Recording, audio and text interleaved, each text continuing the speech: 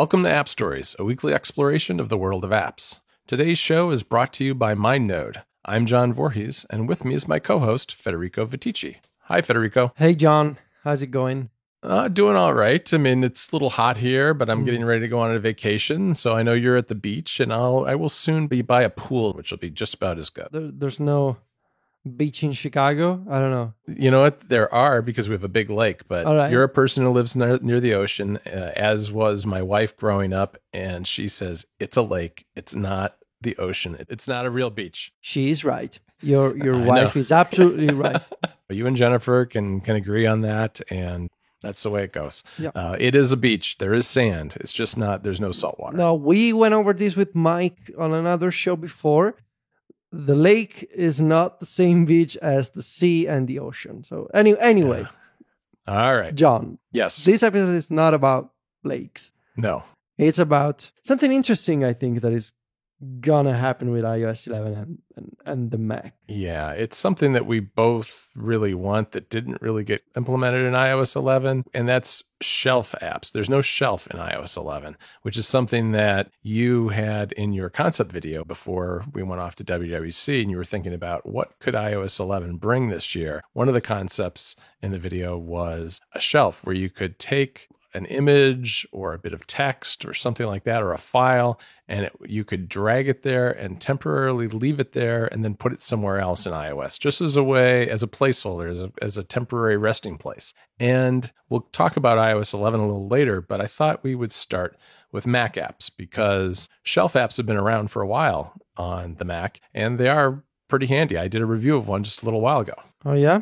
Yeah, so Yoink is the one that I use most often. Yoink is an app that lets you take a file or a bit of text or an image on your Mac, and you drag it, and you can either dock it to the side of your screen, or you can even have its little drop zone appear right by your cursor when you start dragging something, which is pretty handy if you have a large screen Mac. And you drop it there, and you can drop either one item, or you can drop several, which become a stack, and then they just sit off to the side. And they aren't copies of the file. They are almost like symlinks or something. They're a representation of the file. So it sits there in Yoink until you're ready to put it somewhere else, whether that's dragging it onto an email message if you're sending someone a PDF, for instance, or dragging it into another folder in the Finder. And once you do that, it moves the app. If you do it into an app like an email client, it copies it in. If you do it into another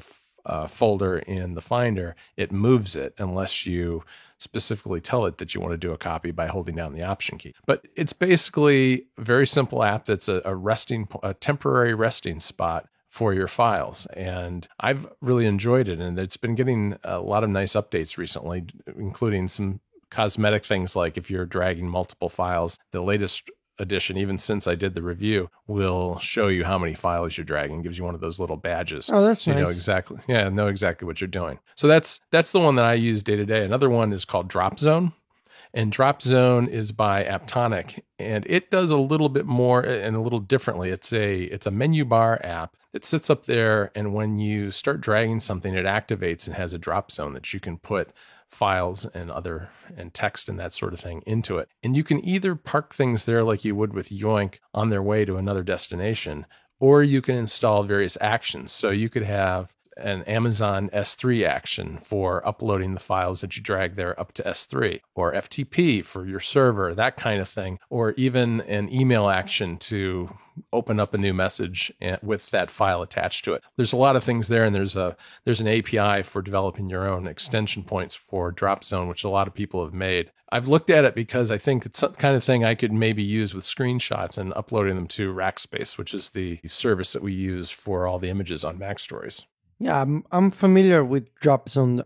I used to use Yoink years ago. Of course, I haven't been working on a Mac in ages now, but I'm familiar with these two apps, and I think they're such a great sort of solution to the problem of finding a resting spot while you're doing drag and drop, while you're dragging something.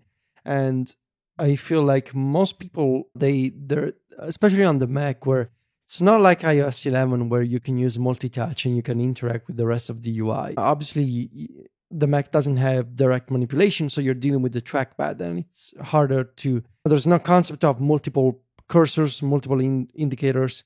And so when you're dragging something, you need to find a destination quickly. But if you cannot find a destination, then you need a temporary holding spot.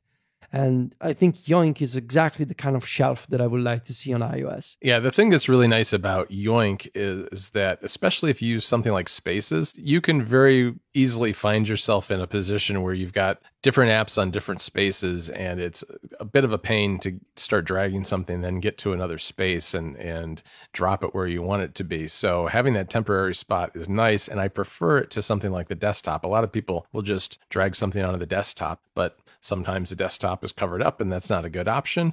And also that just leads to a messy desktop, which I don't like. So I try to avoid doing that. And Yoink is a good way to do it, because when you're finished dragging things around, it just kind of cleans itself up and disappears, so it's out of your way.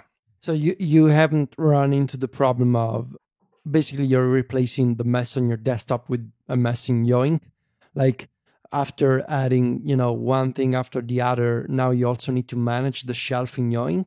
No, because it's really, since it's a temporary holding spot, it's usually, there's a reason I'm dragging something onto there, and it does have an endpoint where I want to take it, so it doesn't stay in there very long. And even if something comes up and it turns out it's the wrong file, or I don't need it or something like that, it's very easy to delete things from Yoink, because you're not actually deleting the file, you're just clearing it off at Yoink. So you just clear it of all the files that have been dragged there, and it's gone. So it's not like creating multiple copies of the same file, which can become a problem, or having them on the desktop and then not seeing them anymore and forgetting about them and having a lot of clutter. It's always there in the sidebar, and you either use it right away or you get rid of it by hitting the little X or the broom, which there's a broom icon that will get rid of everything in Yoink all at once, which is a great way if you've got things in there for a while. You can also lock things into Yoink, which I like. If I'm doing something where I have to send the same document to multiple people, I'll just pull it into Yoink and then hit the little lock icon, and it will stay there, and I can pull it out of there multiple times. So if I'm sending, especially with email, it's nice. So I can write the email, pull it in, write another email, pull it in. It works really well that way. Yeah, very nice. Have you noticed any problems with like dragging in files or data of some type, and then when you drag them out, they have changed their type? Like, have you noticed any kind of compatibility issues? Not really. I mean, the only thing that's a little different, I guess, if you drag a URL into Yoink, it turns into a weblog file, which is how macOS represents URLs as files. So instead of just having clickable link of text, you have a little file, which if you double click it, it opens up Safari to the right web page. That's a change, I guess. But I haven't had any problems with text or files. I don't drag text in a lot because I'd rather use a clipboard manager, which we'll get to for that kind of thing. But files have been no problem at all. Thanks to MindNode for sponsoring App Stories this week. MindNode is a mind mapping app for iOS and macOS that's a great place to capture your thoughts and understand how they fit together. What I like best about MindNode is that it gets out of my way so I can concentrate on my thoughts and ideas. MindNode does the heavy lifting, making my mind map look beautiful so I don't get bogged down in things like fiddling with the formatting. MindNode is cross-platform too. Start on iOS and continue on your Mac thanks to iCloud Drive integration. MindNode is easy to make part of your daily workflow too, with sharing features and the ability to export mind maps in many formats for use in other apps. You can even add tasks, do simple project management, and integrate both with the System Reminders app. Thanks again to MindNode for supporting App Stories. So tell me about clipboard managers on the Mac. I'm just going to ask you about the Mac because obvious reasons. For years, I used this clipboard app that used to be called Clip Menu. I don't think it's supported anymore, but also I haven't used a Mac for serious working. Yeah, for 4 to 5 years. Yeah, so I remember that vaguely. I think I tried that myself at one point. I have tried, I guess there are 3 clipboard managers that I would mention that I've used from time to time. Copied I like, which we'll talk about a little bit when you talk about iOS, because it is cross-platform. So if I copy something on my phone, it will be in Copied. It'll sync with Copied on the Mac. So it's nice to have those two lists in sync if I'm moving between iOS and Mac devices. Now, that's not maybe quite as important as in the past, because with the universal pasteboard, it's very easy for me. I've had no problems with that at all. I will sit at my desk oftentimes and copy something back and forth, especially URLs back and forth between iOS and the Mac all the time. So Copied is good, and it's nice because it's cross-platform.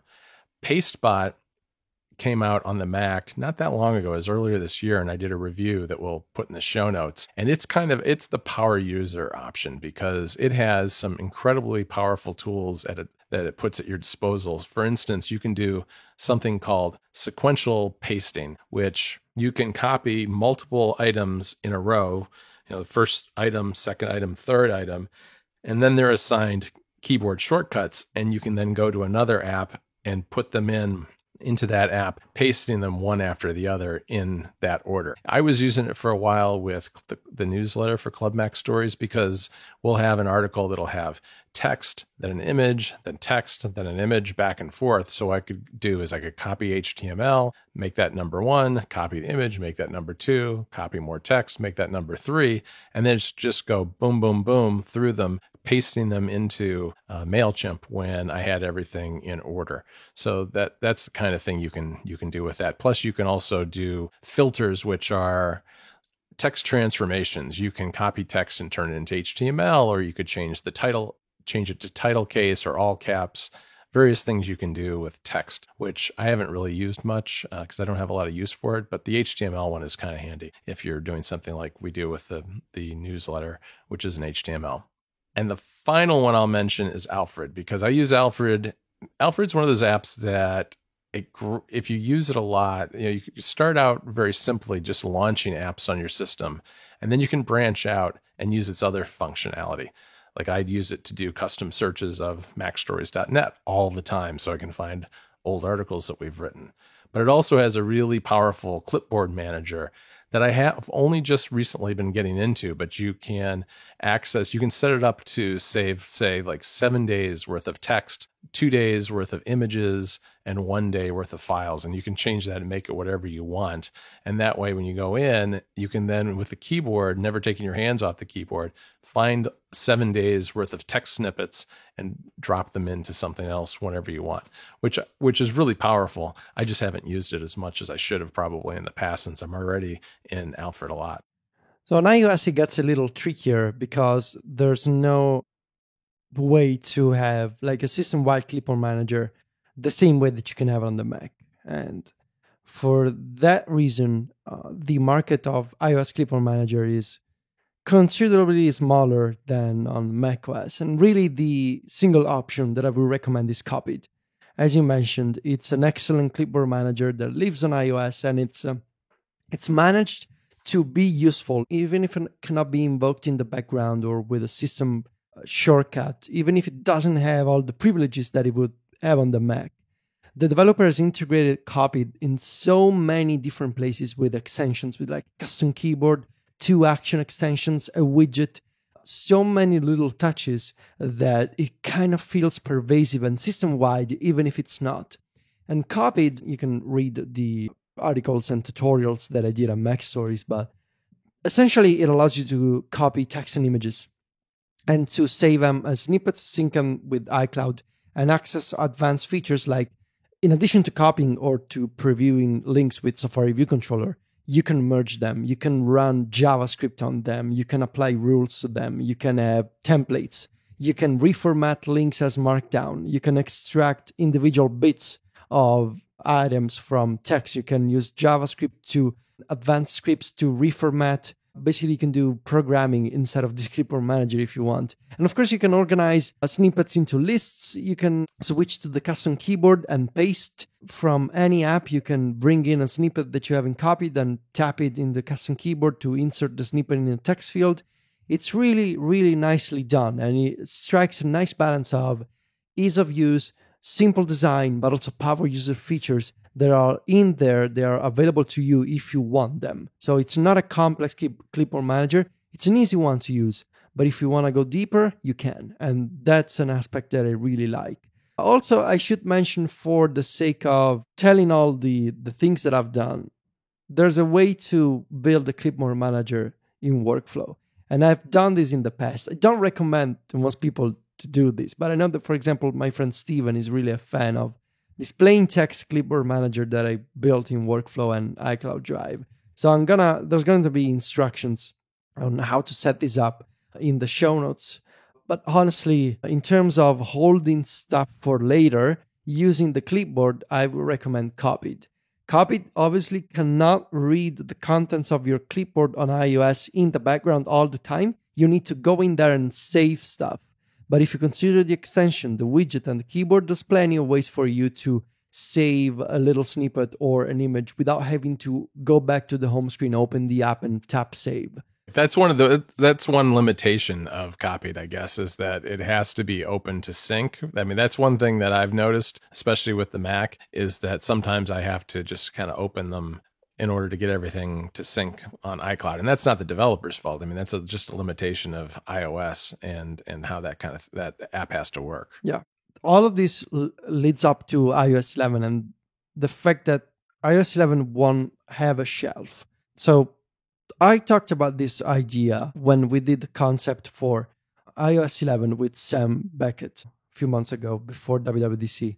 And my thinking was, if Apple is going to add drag and drop to iOS 11, there needs to be a way to hold content for later, because not all users want to keep holding and keep dragging and sort of hold their breaths until they can drop something. And of course, Apple announced drag and drop, and I think it's being built in a better way than on macOS, because it fully supports multitasking. It allows you to interact with apps and even to use multiple fingers to drag, even multiple sessions of drag and drop. You can drag multiple items either with the same finger or with multiple fingers. We have 10 of them. So imagine all the different drag and drops that you can do. But the main problem remains, even if drag and drop is better than on the Mac, there's the same fundamental issue, which is sometimes you start drag something and you don't know where the drop is going to occur. You don't know where you want to put it. You just know, I want to save this somewhere.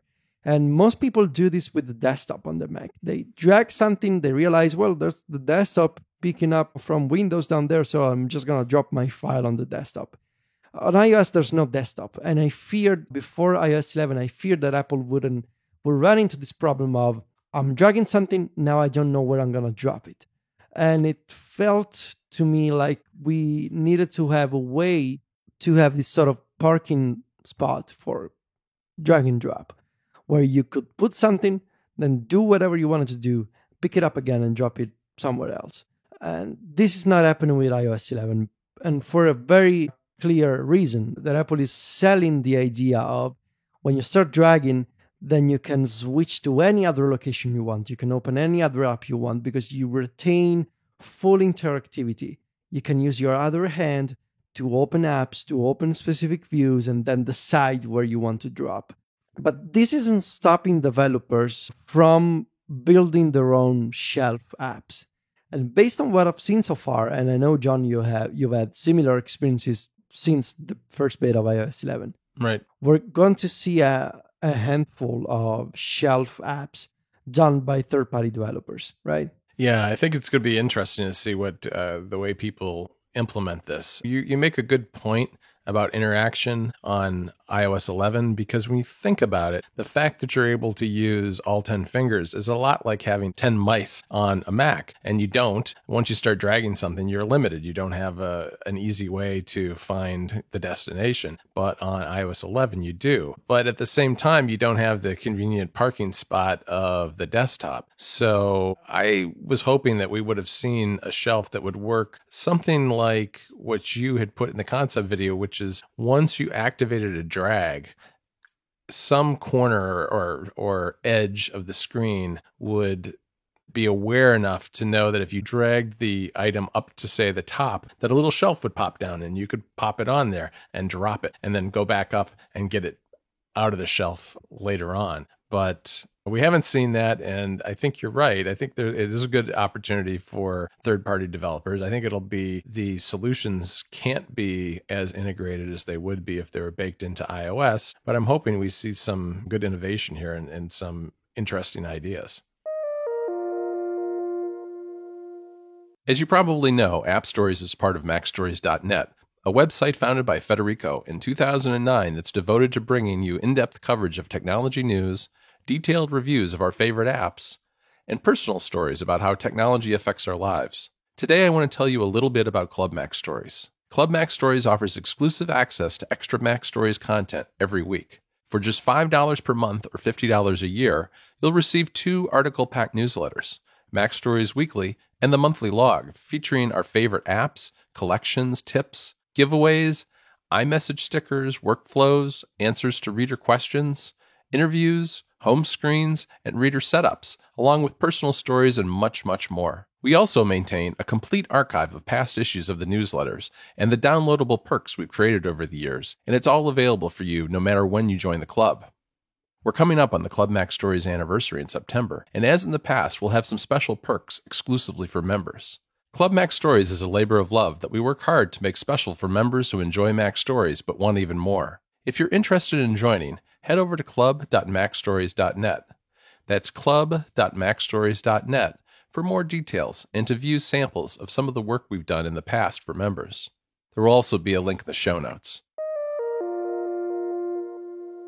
If you think about it, it's an easier explanation for developers and for users to present this new iOS drag and drop framework that goes from app to app. It doesn't go from app to system and from system to app. Right. This direct communication between apps on the iPad is easier to explain and easier for developers to implement, because now you got to take care of the drag, you got to take care of the drop. There's no intermediary step that you also need to account for. And for users, it's easier to explain, well, you take something from this app and you put it somewhere else into this other app, like an image from Safari, you drop it into Photos, or you drop it into Notes. That makes more sense. The shelf is more of a pro feature, I think, that makes sense for users who really depend on drag and drop and are going to use drag and drop multiple times a day. And eventually they will realize, you know what, it'd be kind of convenient to have a place where I can drop multiple things and take them later, because sometimes it's not always like, if you think about the timeline of drag and drop, you're not always following a straight line of, now I'm picking up things and then I'm immediately ready to drop them somewhere. Maybe you need to pick up a bunch of documents and say, yes, these are the documents I want to send to John. And I know these are the documents, so let me pause for a second, let me put the documents here. Then I go into mail and I start writing the email, because it's not already, I'm not writing an email right now. I know I have to write it. So I write the email, then I get the files back. Whereas Apple imagines this more sort of this direct timeline of taking the documents exactly when you know you can drop them. Otherwise, you just gotta keep holding forever. You gotta keep your finger down and do something else. But that's not ideal if you're not following this straight line of going from source to destination. And that is why I think eventually Apple will have to implement some flavor of shelf on iOS. And so far, of course, developers, the third-party shelf apps, of course, these are betas, and I'm not sure if they're going to be available in September. But I have a feeling there's going to be plenty of them. And most of them rely on slide over as a quick activation method. On iOS 11, you can swipe in from the edge of the screen to reveal the slide over app, which is a floating panel on top of any other app that you're using, whether it's a full screen app or a split view. You can have a third app if you want with slide over. So if you can imagine this scenario, you have a shelf app in slide over, swipe it in, and it's persistent across the system. So it's like you have a quote unquote system shelf, even if it's just a third party app in slide over. You drop stuff in, you hide it again. And then when you need something again, you pick it up and you drop it into your email message or your document or whatever. I think this app idea is going to be popular, but it's also going to be Sherlocked in the near future, because it's such an obvious idea. Like when you start working on iOS 11, when you start using drag and drop, it feels so natural to say, I got to pause for a second and do something else. Like when you pick up something in your house, you don't just go walk around with objects in your hand all the time. You drop them, you put them somewhere for later. It's unreasonable to imagine people are just gonna keep walking around holding pens and glasses and stuff. Like, you have tables, you have desks, you have furniture for a reason to put stuff in and pick it up later. That's how we work as humans. And I feel like we work the same with drag and drop and digital files. We don't know all the time the destination, where it's going to be, what it's going to look like. We know that we need something, and then in sometime later in the future, that something will be handy to put it somewhere else. But right now, I just need to pause. And I feel like I'm not blaming Apple for thinking that the first release needs this simpler, more direct way of communication, but I also think they gotta start planning on adding some variation, even if it's not the same shelf design that I had in mind, but some variation of this idea. Maybe let me hold something in the dock, or let me create a stack of files in the dock, something similar to this idea of I'm dragging something, I know I'm going to need it later, but not now. So just let me pause, put it here, and bring it back. Yeah, and I think your example of email is a good one because you're right. It doesn't always happen in the same order when you're putting together an email, and you may have to put your document somewhere because you think to yourself, oh, I better go into context and check that person's email address and make sure I got it right. Or you need to look up some information on a website. Who knows what it is, but you may have to do 2 or 3 different things after you start dragging something with your finger, and it would be helpful to have a shelf to do that. And I also think that the third-party apps will be interesting to see, but the fact that some of them rely on slide over might become a little frustrating because that limits the utility of slide over if you always want to have that shelf available there. And that frustration is probably the sort of thing that will help lead Apple down the path of coming up with some sort of shelf solution, because I think there's definitely, it just seems like the kind of thing that naturally would work better on a system level than with a third-party solution. All right, Federico. Well, it'll be interesting to see how things shape up with those shelf apps. I'm looking forward to trying more of them between now and the fall and seeing how many of them we end up with. It should be very interesting. So that's it for this week, folks. Thanks again to our sponsor, MindNode. We'll be back next week with another episode. And until next week, you can find us both at MacStories.net and Club Mac Stories, and of course on Twitter, where Federico is at Viticci. That's VITICCI. And I'm at John Voorhees. Talk to you next week, Federico. Ciao, John.